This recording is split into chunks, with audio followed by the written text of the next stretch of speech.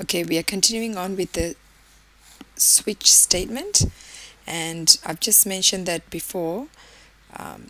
The discount doesn't need an initial value because we know it's one of A, B, C, D, the codes that the user enters, because it is valid and it's in uppercase. So we don't need to have an initial value. But if there was a problem, like if there was not a validated input, then we had a default statement in here, and we should have a 0 here, just in case. If they entered invalid input, then they'll get a discount 0. Okay, but really we don't need it. But you know, when you actually compile, sometimes they could complain it as a syntax error. It does warn you, what if? It will tell you that this does not have an initial value, because what if it's not one of these? But you can just choose to ignore that, it's okay, or you can choose to just initialize it to 0. Okay, that's up to you. And now we have this switch statement. Now after the switch statement, so we're going to delete these if statements. Now we don't need this. Okay, that's not part of the method because we've replaced that with the case statement. Much neater looking. And after having a discount, after going through this, having a discount, when you come out of the switch statement, we need to now return. It's most important that we remember to return.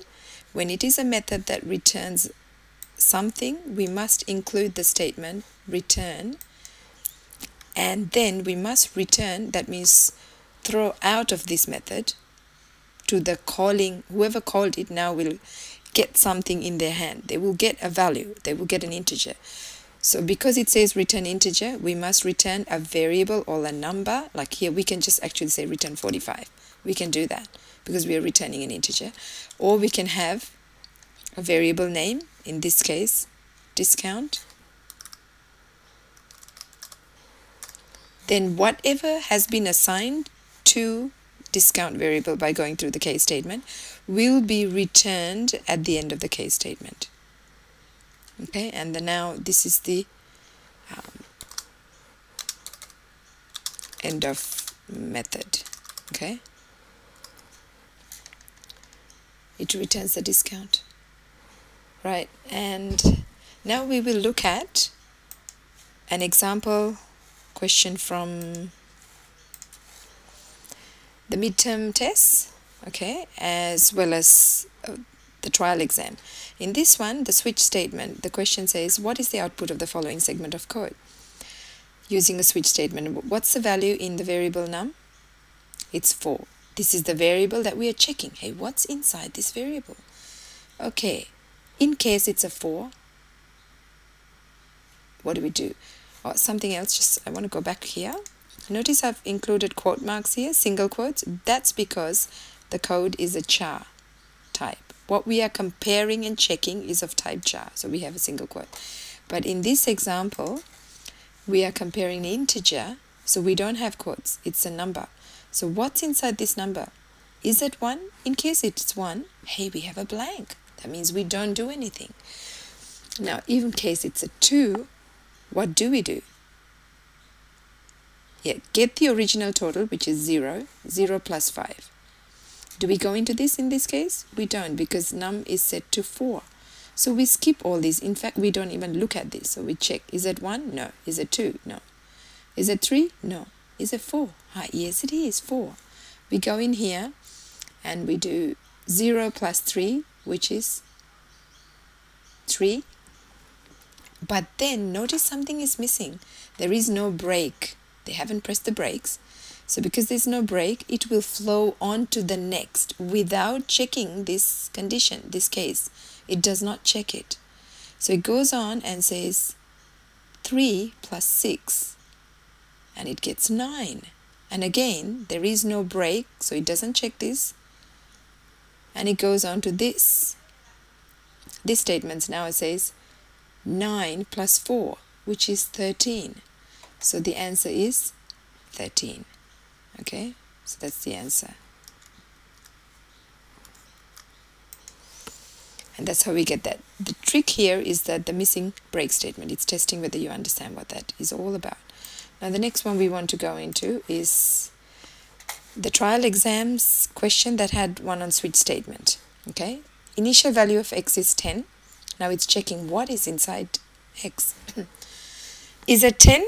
Oh yes it is. Notice the indenting here is not that good, but we will just ignore that. This should really be indented up here.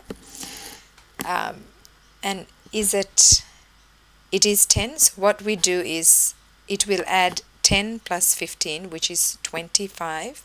And again, there is no break. Haven't pressed the brake. So it goes on to the next one without checking this. And then it's got 25 minus 5. Okay, which is 20. 25 minus 5 is 20. And now look, there is a break statement here. Now they've pressed the brake. It does not go on to this. So it's got 20, and the answer here is that. Okay, 20 is the answer for this. But let's say somebody actually, let's say this value x, instead of 10, it's 3. Okay, pretend that it is 3. If this was 3, we go inside here and check, is this correct? No, this is correct. No. Where does it go? Into default, yeah. It goes into default and it goes 3 times 3. Then the answer is 9. Okay. And if it did have 12, if it was 12, it will go just simply here and go 12 minus 5, which is 7. And the answer will be 7 because there is a break here. It doesn't go on to this. All right, so that's looking at 2 questions from the midterm and the trial exam that has switch statement.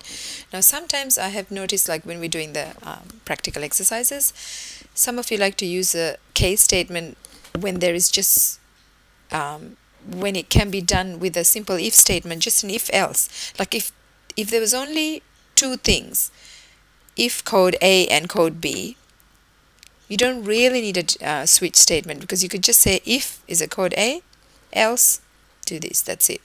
But if it's more than 2, then it's worthwhile using a switch statement.